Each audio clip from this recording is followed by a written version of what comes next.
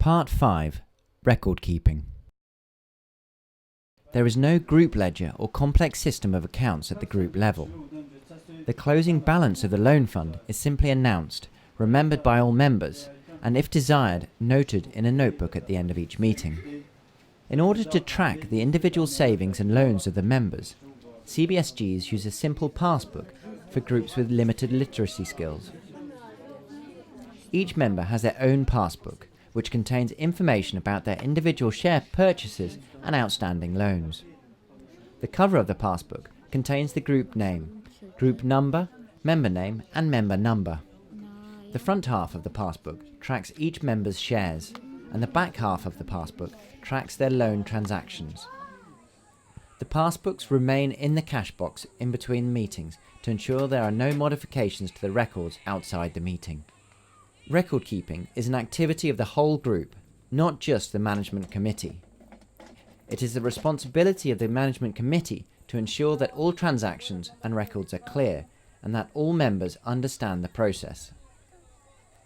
Although this system does not require a high level of literacy, it does need people who can count.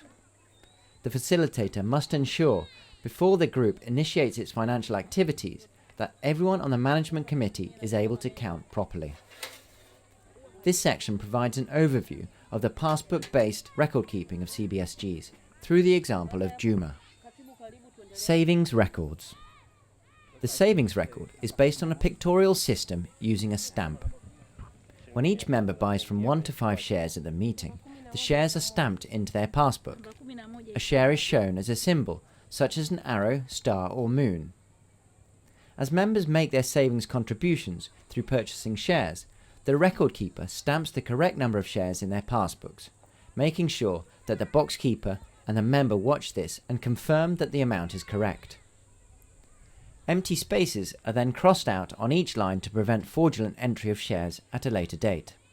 For example, in the Lindi community-based savings group in Tanzania, a share is shown as a tree and is worth 500 Tanzanian shillings, about 45 US cents.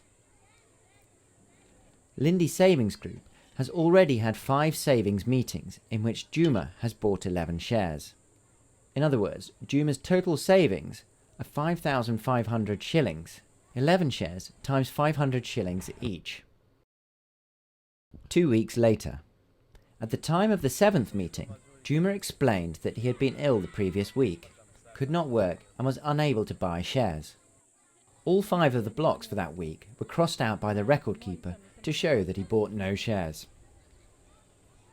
In addition, Juma needed some money to pay for his medical expenses, so he needed to withdraw some of his savings. He asked to cancel 3 shares and then received 1,500 shillings from the record keeper. The record keeper then draws a red line through the 3 cancelled shares. Being able to sell shares gives members access to their savings, but members should understand that they will lose future earnings when profits are shared out. Once shares are sold, they cannot be replaced. One of the strengths of the CBSG system is that it can be flexible when members are facing personal problems. Although it is not good for members to stop saving or to withdraw savings by selling their shares early, it is possible in emergencies. There might have been a way for Juma to solve his personal problem without having to sell shares, either through support from the social fund or a loan from the loan fund. But it is important that members should not be pressured into borrowing, since he might prefer not to increase his risks by taking out a loan.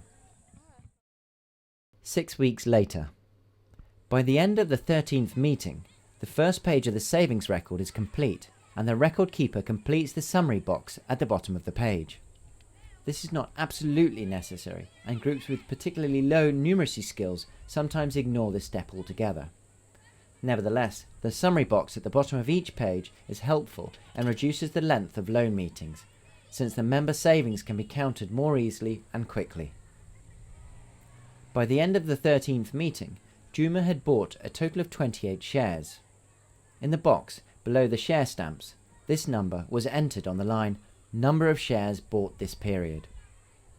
But as we have seen, in meeting 7, he cancelled 3 shares. This number is entered on the line number of shares sold this period. The net shares end period to be carried forward are therefore only 25, the 28 minus 3. This number 25 is then carried forward to the next page and entered on the line starting number of shares. Loan records.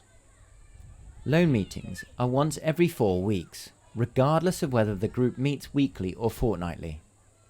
All loan transactions, loan repayments and disbursements of new loans are made at the monthly loan meetings in front of all the members.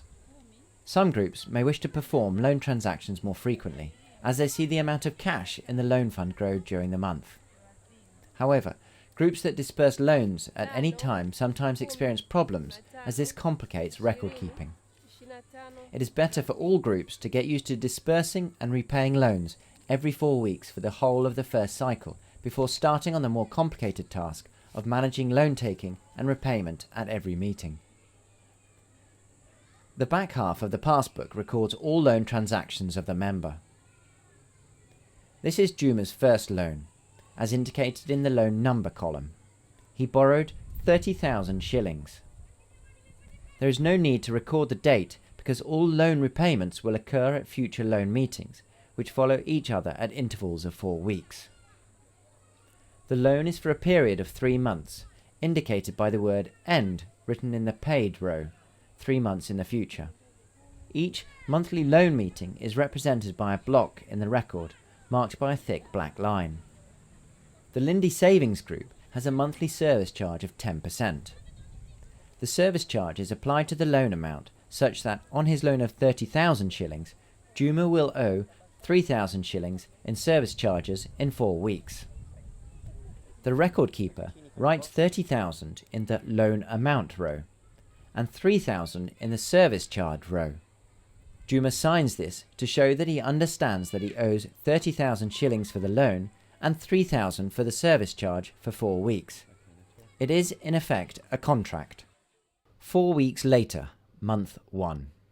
At the following loan meeting, 4 weeks later, Juma makes a loan repayment of 3,000 shillings, which is the service charge and the minimum amount that must be paid.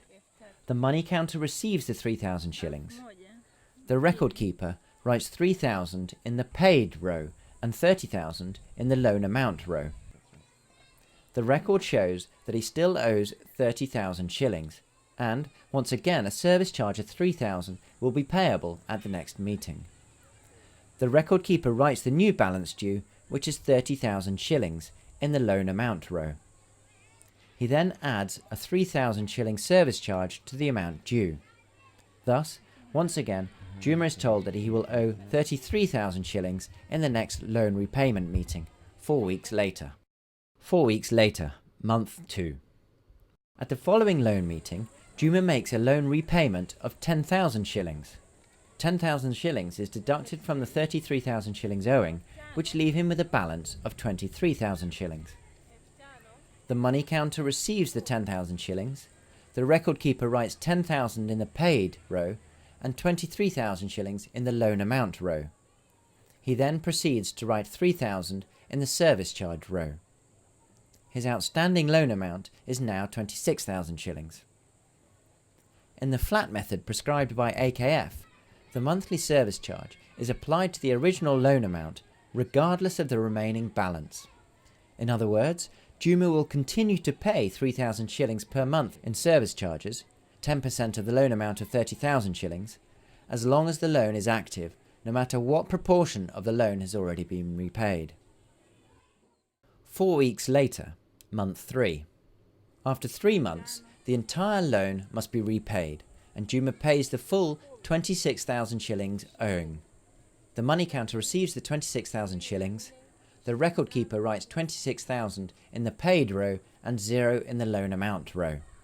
Once the loan is fully paid, the record keeper signs the record and draws a red line through the whole page, indicating that the loan has been completely repaid. The balance due of 0, the record keeper's signature, and the red line across the page provide a strong visual record that the loan has been fully serviced and is no longer active.